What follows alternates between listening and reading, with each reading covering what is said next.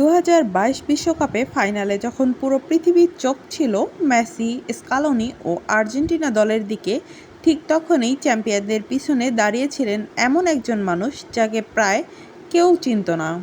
কোনোদিন পেশাদার ফুটবল খেলেননি, কোনো ক্লাবের তারকা ছিলেন না, তবুও আজ আর্জেন্টিনার সবচেয়ে গুরুত্বপূর্ণ ফুটবল মস্তিষ্কদের একজন। তিনি মাতিউস মান্না। আজ জানবেন কিভাবে একজন অখ্যাত ব্লগার পেপ গার্দিওলার নজর কেড়েছিলেন, কেন তিনি ম্যানচেস্টার সিটির চাকরি ফিরিয়ে দিয়েছিলেন, আর কিভাবে তার তৈরি স্যান্ড বল সিস্টেম আর্জেন্টিনাকে বিশ্বকাপ জেতাতে সাহায্য করেছিল। 2005 সাল, বিশ্ববিদ্যালয়ে পড়া এক তরুণ নিজের ব্লগ খুললেন, নাম দিলেন প্যারাদিগমা গার্দিওলা। সেই পুরনো সময়ে ইউরোপের শরীর নির্ভর ফুটবলের জয়জয়কার।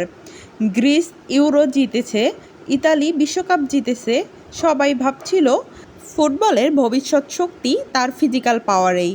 কিন্তু এই তরুণ লিখলেন, ফুটবলের সবচেয়ে বড় শক্তি স্কিল, চিন্তা আর পজিশনাল ইন্টেলিজেন্স। তখন খুব কম মানুষই তার কথা শুনেছিল। পেপ গার্দিওলার সাথে 3 ঘন্টার আড্ডা।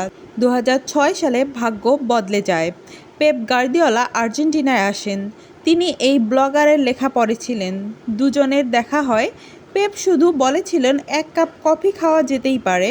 সেই কফির আড্ডা শেষ হয় 3 ঘন্টা পরে।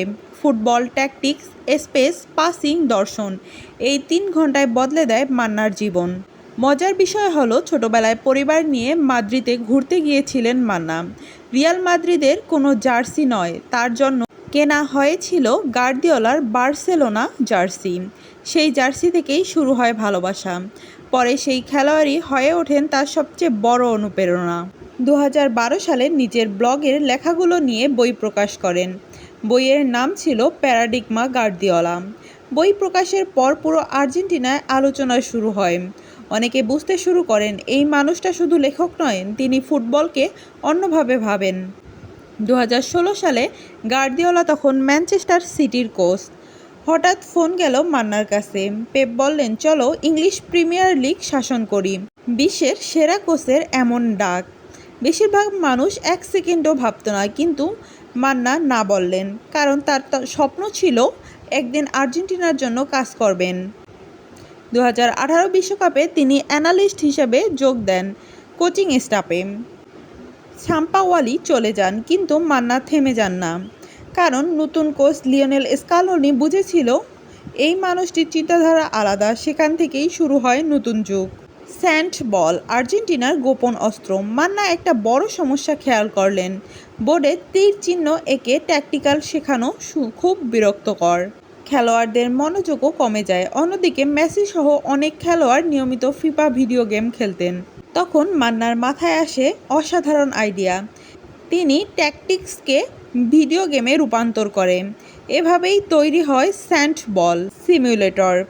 এই সফটওয়্যারে প্রতিপক্ষের খেলোয়াড়, প্রেসিং, আক্রমণ, ডিফেন্স সব কিছু বাস্তবের মতো দেখা যায়।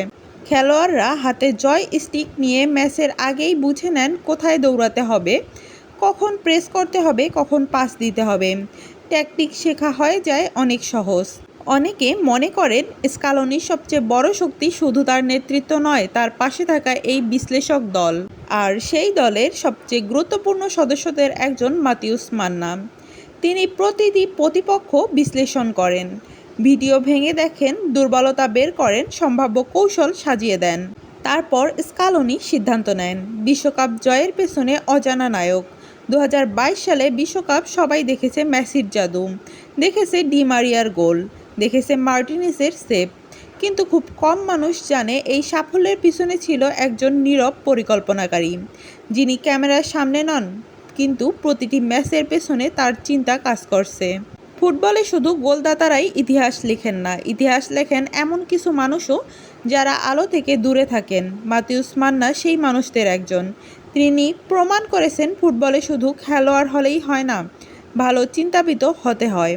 হয়তো তাই আজকের আর্জেন্টিনা শুধু একটি দল নয়, এটি বিশ্বের সবচেয়ে বুদ্ধিমান ফুটবল পরিকল্পনাদের একজন। আপনার কি মনে হয় আর্জেন্টিনার সাফল্যের পিছনে মাতিউস মান্নার অবদান কতটা? কমেন্টে অবশ্যই আপনার মতামত জানান।